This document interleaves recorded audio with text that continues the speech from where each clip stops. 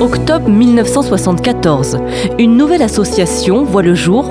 Son nom, la Fédération départementale des comités de développement agricole de la Loire, autrefois appelée la Fédération des comités de petites régions. La création il y a 50 ans de cette association est le fruit d'une volonté et d'un engagement des agriculteurs ligériens de se regrouper et de rassembler leur expérience. Ensemble, remontons le fil du temps pour se retrouver en 1974. Hubert Vial est alors le président.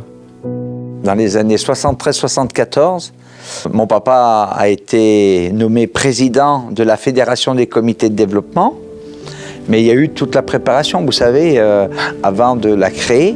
Et je me rappelle beaucoup de Christophe Extra, qui était chef de service à la Chambre d'agriculture de la Loire, qui venait le rencontrer très souvent, voilà.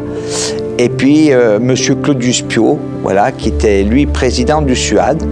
Et tous les deux, donc, voilà, venaient à Saint-Pulgent, à Saint-Martin-à-Sauveté, où il y avait la ferme, et donc pour discuter de la création de cette fédération des comités de développement. À l'époque, j'étais entre mes 13 et 14 ans, voilà. Et j'étais déjà très intéressé par le développement agricole, donc ça me plaisait énormément, voilà.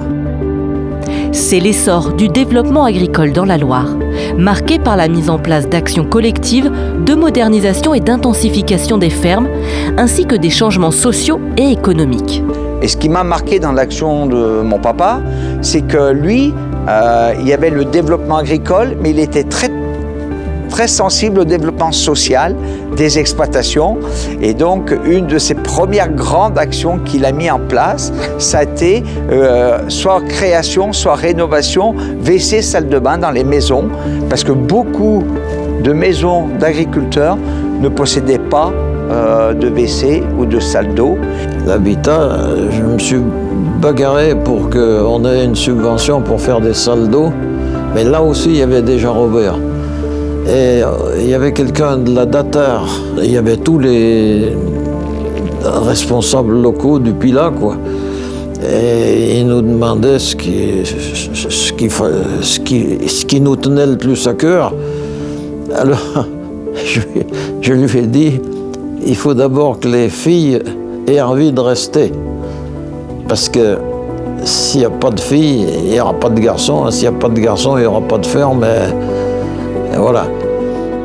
Été 1976, un événement chamboule le quotidien des agriculteurs. Une grande sécheresse sévit sur tout le territoire national. La Loire est très touchée. De cette situation naît un grand élan de solidarité. Je crois qu'on n'a jamais revu la même sécheresse de la même façon, hein. Donc il y a eu des actions de paille pendant tout un été. Ça m'a fait rencontrer beaucoup de gens et puis il y a eu, ce qui était intéressant, c'est qu'il y avait eu une certaine solidarité des agriculteurs. Robert, il a couché sur la paille pendant 3 semaines, peut-être un mois, à Donzère-Mondragon. Hein. C'est pas tous les techniciens qui se seraient privés de leur vie familiale pour aller accompagner les paysans qui étaient en panne de sécheresse. Hein. Ça, on lui doit plein de choses à ce gars-là. Et je pense que là, je suis là aussi pour le dire.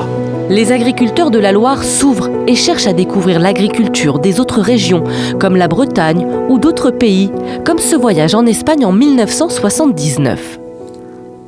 Notre animateur de la Fédération des comités à cette époque, c'était le directeur du SUAD, Christophe Extra. Et l'idée, c'était quand même de vouloir développer le monde agricole de la Loire sur des productions hors sol. Hein, et c'est ce qu'on avait voulu voir. On n'en a pas tiré un profit énorme à cette époque. Et donc, quelques années après, alors que j'ai été élu président parmi mes collègues en 80, il nous dit qu'il faut qu'on aille le voir en Bretagne. Et en Bretagne, On avait visité vraiment des élevages hors normes par rapport à nous. Et quand on est revenu, on a fait un point en disant le département de la Loire est trop en retard par rapport à eux. C'est pas ce qui va sauver, c'est pas la production hors sol qui sauveront le département. Il faut se tourner vers autre chose. Et c'est de là, pour ma part, que je pense qu'est partie vraiment les productions locales, telles que la Fédération des, comme on appelait après, des produits locaux, hein, où on a développé comment je dirais, la vente directe, hein, la vente directe et plus de tourisme. Une réflexion profonde est menée sur le développement des produits fermiers locaux, sur la vente à la ferme et sur l'aménagement des abords de ferme. Nous, on n'avait rien pour réussir, une petite ferme de rien du tout. Eh ben, mais parce qu'on était en développement et qu'on était avec les autres, souvent, mon épouse me disait « tu es toujours en réunion ». Mais je disais « heureusement que j'étais en réunion » parce que c'est en réunion que j'ai découvert le savoir-faire, la construction. On a tout construit nous-mêmes. On a fait tellement de choses et on a réalisé. En 98, on a eu le premier prix des abords de ferme du département.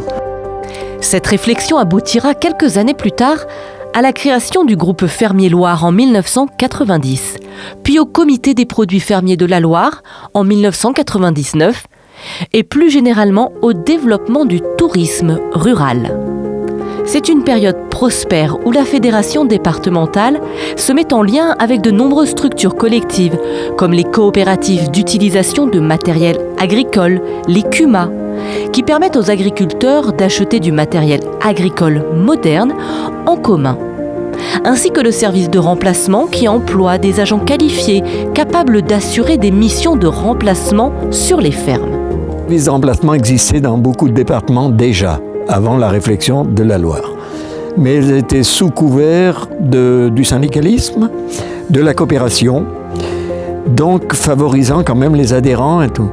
Et la Loire, la réflexion a été menée avec Vial, avec Hubert Vial, avec Claude Duspiot, avec Robert Duclos, où on a, on peut le dire, trouvé une formule plus originale en s'appuyant sur le développement, sur les comités de développement et la Chambre d'agriculture, ce qui a fait qu'il n'y a jamais eu d'animosité au niveau d'autres départements. Ah ben moi je suis adhérent parce que je suis syndicaliste, alors que nous ça a été ouvert à tout et même tu as été faire des réunions dans d'autres départements pour dire voilà comment on y a pensé. Tout à fait, on a fait des témoignages. On a une action alors, qui m'a marqué surtout au départ, c'est la viticulture. Donc en 80, quelques ans après, on avait fait venir le directeur de la DDA pour la remise en culture des coteaux de Chavanais, Saint-Michel et tout ça. Et on était au milieu des ronces. Et je disais, mais on est un peu hibernus, quoi. Et bien finalement, quand j'y repense, j'ai dit non seulement ce qu'on avait prévu mettre en culture, mais ils en ont mis beaucoup plus après. Donc l'action a été vraiment marquante. Entre 1979 et 1980, une coprésidence se met en place entre Jean Deloire, Claude Lespinasse et Hubert Vial.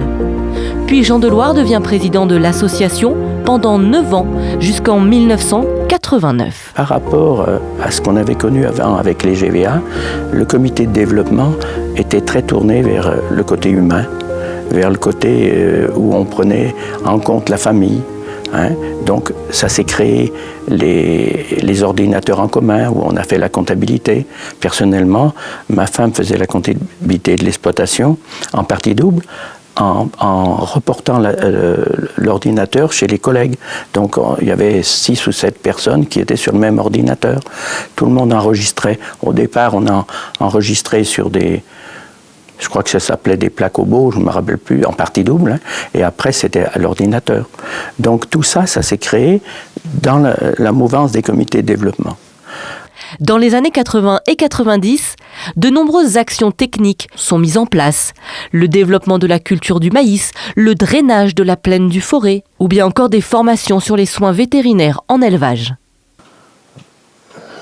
Alors là, il y a des souvenirs, c'est vrai, des bons souvenirs, mais c'est surtout, je dirais, dans les relations avec Robert Couturier. Parce que c'était vraiment une personne à l'écoute. Quand on faisait l'ensilage, il n'y avait pas une ferme où il ne venait pas voir comment ça se passait.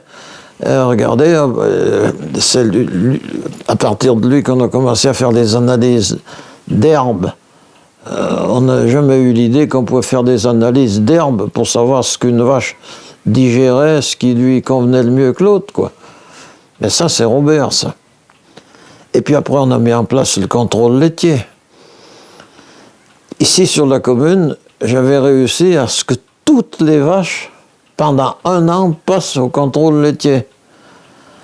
Et ça avait été très bien appliqué. 1990, c'est Claude Lespinasse qui est élu président de la fédération.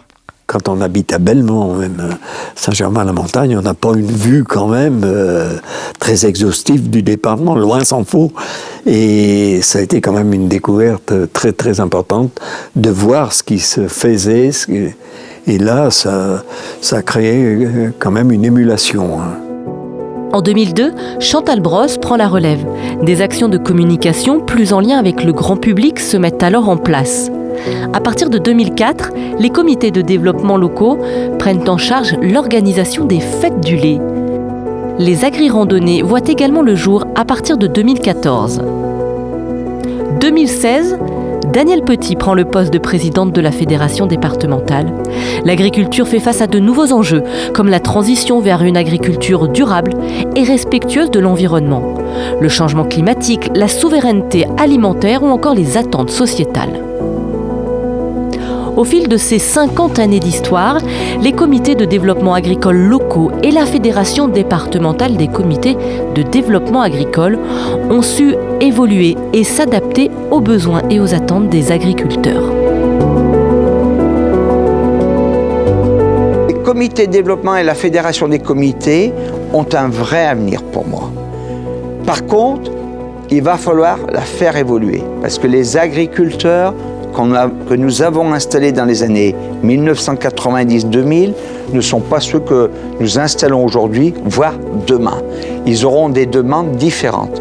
Par contre, c'est clair, nous devons à tout prix garder ce lien très très fort avec les collectivités territoriales, de façon à expliquer aussi la nourriture, comment on peut faire les circuits courts, mais aussi tout l'aménagement foncier, parce que les collectivités ont besoin de foncier, les agriculteurs ont besoin de foncier, donc il faut qu'on trouve des aménagements, voilà, entre ces deux parties, équitables, de façon que chacun s'y retrouve. Nous sommes vraiment atypiques en France, nous sommes les seuls ou les derniers départements à avoir gardé ce type d'organisation, et moi je conseille vraiment qu'ils la gardent tout en la faisant évoluer. Si les thématiques d'action ont évolué au fil des années, les valeurs portées par les comités sont toujours les mêmes, la solidarité, le collectif et l'ouverture.